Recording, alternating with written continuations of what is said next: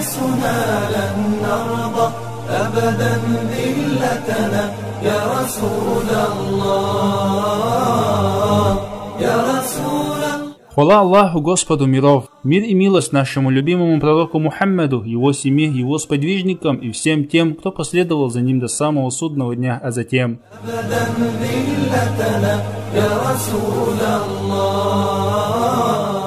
Саляму алейкум ва рахматуллахи ва баракатуху, любимые братья и сестры.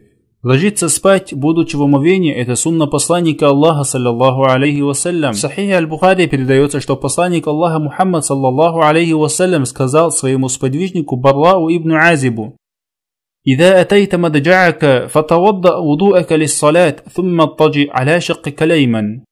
Когда ты идешь спать, возьми омовение как для молитвы и ложись на правый бок. Эта сунна очень легкая и не займет более 2 минут и не составляет никакого труда, в то время как воздаяние за него огромное. Постарайся не упустить возможность стать из тех, кто оживляет сунну пророка, саллаллаху алейхи вассалям, а оживляющих его сунну ждет огромная награда. Я прошу великого Аллаха сделать нас из числа тех, кто оживляет сунну пророка Мухаммада, саллаллаху алейхи вассалям. И сказал правду Аллах: в посланнике Аллаха был прекрасный пример для вас, для тех, кто надеется на Аллаха и последний день и премного поминает Аллаха.